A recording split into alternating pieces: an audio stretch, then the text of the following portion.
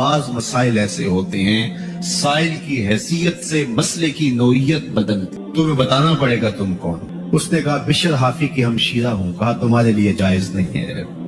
میں اور آپ دیکھیں کہ ہمارا رزق کہاں سے آتا ہے، ذرائع رزق کیا ہے؟ حرام رزق تو نہیں کماتے، مشکوک رزق تو نہیں ہے، جھوٹ بول کے جھوٹی قسمیں کھا کر کے سودا تو نہیں بیچتے، حلال حرام کی تمیز کیے بغیر مال جمع کرنے کے چکر میں تو نہیں لگے ہوئے۔ صاحب اگر رزق پاک نہیں ہے تو کہیں سے بھی کوئی روشنی آپ کے اندر داخل نہیں ہوگی۔ تو ہماری تیسری چیز اکل الحلال، حلال رزق آنا ہے۔ چوتھی چیز کف الاذی، لوگوں سے اذیتوں کو روکنا، تمہارے عمل سے، تمہارے رویے سے، تمہارے طرز زندگی سے، تمہارے انداز معاشرت سے کسی کو تکلیف نہ پہنچے۔ صوفی لوگوں کو راحت پہنچاتا ہے، خود مصیبت میں تکلیف میں مبتلا ہو کر دوسروں کو آرام پہنچاتا ہے۔ لیکن اگر اس کا اپنا وجود لوگوں کے ضرر کا سبب ہو، لوگوں کو تکلیف میں مبتلا کر دے، تو پھر یہ صوفی نہیں ہوتا، کچھ اور ہوتا ہے۔ کف الاذی، لوگوں کو اذیتوں سے بچانے کی کوشش کرے اور اپنے عمل، طرز زندگی، اپنے رویے سے کسی کو تکلیف نہ پہنچائے۔ وہ بچتا رہتا ہے، کسی کا دل نہ دکھ جائے، کسی کو تکلیف نہ پہنچے، کسی کو ضرر نہ پہنچے، میری وجہ سے کوئی اذیت میں مبتلا نہ ہو، تو وہ اس بات کا بہت زیادہ التزام رکھتا ہے۔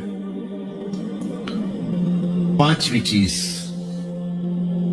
اجتناب المعاصی، کہ وہ گناہوں سے اجتناب کرتا ہے۔ گناہوں کی زندگی باطن کو اجاڑ دیتی ہے۔ ہم بحیثیت انسان گناہوں سے پاک نہیں رہ سکتے۔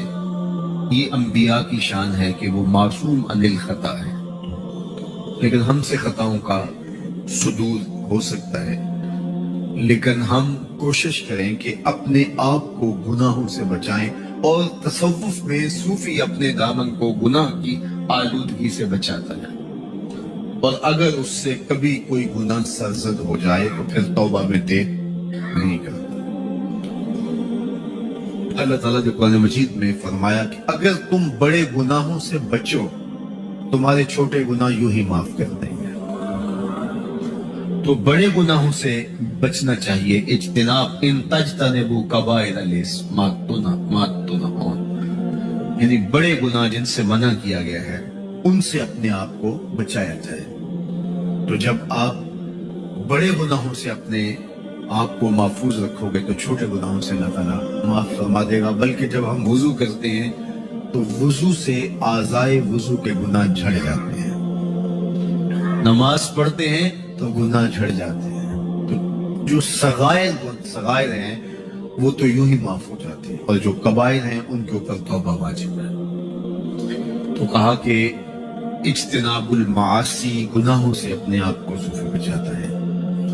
اور پھر چھٹی شرط جو بیان فرمائی وہ ہے التوبہ، توبہ، گناہوں سے توبہ، گناہ نہ بھی ہو تو پھر بھی توبہ۔ اس کی مثال میرے اور آپ کے آقا و مولا حضور نبی رحمت صلی اللہ علیہ وآلہ وسلم کا مبارک عمل ہے۔ میرے حضور کے دامن پہ گناہ کا ایک دھبا بھی نہیں ہے۔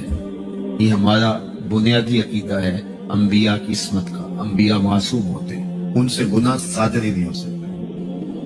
حضور کے دامن پر گناہ کا ایک دھبا بھی نہیں، لیکن اس کے باوجود فرمایا کہ میں ایک دن میں اپنے رب سے 100 بار توبہ کرتا ہوں۔ کتنی بار؟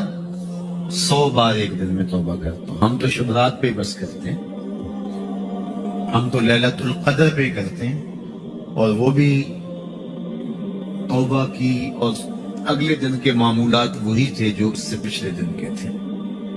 تو وہ ہماری ایک رسمی توبہ بن گئی۔ وہ کیا کسی نے کہا تھا کہ توبہ کی، پھر توبہ کی، پھر توبہ کر کے توڑ دی، میری اس توبہ پہ توبہ، توبہ توبہ کر اٹھ۔ تو توبہ کیا ہے؟ عزم جزم کا نام، عزم مصمم کا نام، گناہوں کا ترک کر دینا، लकीर खींच देना, अब ये गुनाह नहीं करूंगा, मालिक माजी माफ कर दे। फिर अल्लाह न सिर्फ माफ करता है बल्कि पिछले गुनाहों को बदल के नेकियों में तब्दील कर देता है। तो जितना बड़ा गुनाहगार है तौबा से उतना बड़ा नेकोकार बन जाता है।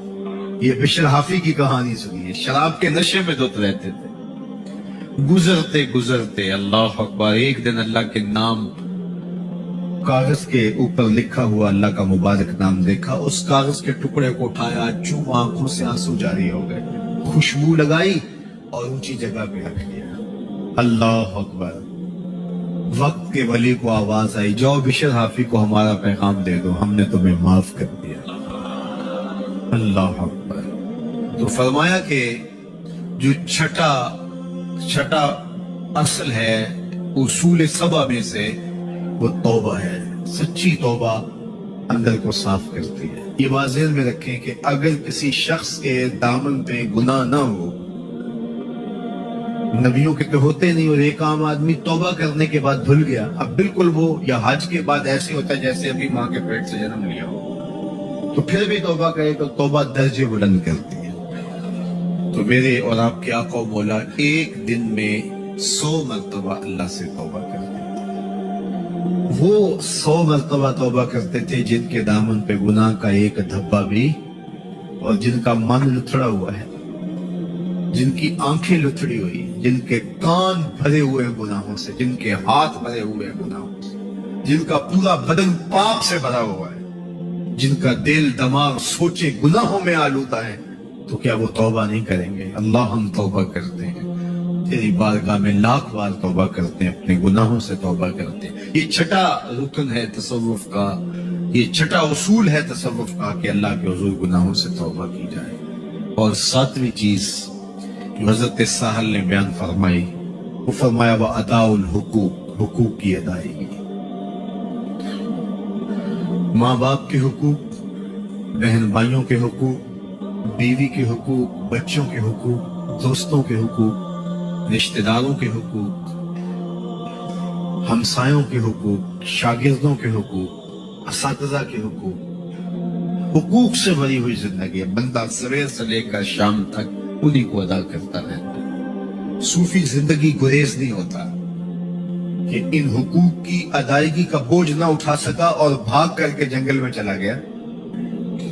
नहीं, ऐसा नहीं होता, बल्कि वो मुकाबला करता है। यार जो दुनिया के ज़ाहरी नज्म का मुकाबला नहीं कर सका, उसने किसी को क्या बचाना है? कुछ अरसे के लिए बातन की सफाई के लिए तबत्तुल, ये तो सूफिया करते हैं, ये तो मेरे हुजूर की सुन्नत है। हुजूर गारे हिरा पे जाके तन्हाई इख्तियार करते, और अल्लाह ने अपने महबूब से कहा वतबत्तल इलैहि तबतीला। ऐसा वक्त होना चाहिए जिंदगी में जब सबसे कट के उसी के हो जाए। कोई उस वक्त जो है वो तुम्हारे साथ आस पास ना हो। हर वक्त जो है वो लोगों के हुजूम में रहना, और हर वक्त आप काम काज में लगे हैं, तो कभी एक वक्त अपने 24 घंटों में जरूर निकालें। साल के बाद इत्काफ के दिन निकालें, कभी वैसे निकल जाएं और तबत्तुल इख्तियार करें। लेकिन अमूमी तौर पे अपने हुकूक से सूफी दस्तबरदार नहीं होता।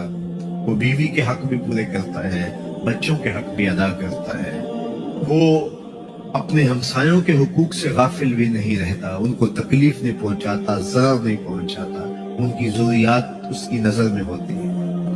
वो अपने दोस्तों के हुकूक को भी अदा करता है, सवेर से शाम तक वो हुकूक की अदायगी में लगा रहता है। वो जिंदगी गुरेज नहीं होता, वो जिंदगी के हंगामों में पूरी तरह से शरीक होता है, लेकिन पूरी तरह शरीक होने के बावजूद भी अलग रहता है। शरीक भी होता है, नहीं भी होता। हजरत मुजद्दिद अल-फसानी ने इसको इन अल्फाज में बयान किया कि वो कायन भी होता है और बाइन भी होता है। हजरत कायन भी हो और बाइन भी हो। कायन का माना कि दुनिया के साथ रहता है, बाइन दुनिया के साथ नहीं रहता। तो कहा इसका क्या मतलब? कहा उसका जिस्म दुनिया के साथ रहता है, दिल कहीं और रहता है। हाथ कार वाल ते दिल यार वाल। कायन भी होता है, बाइन भी होता है।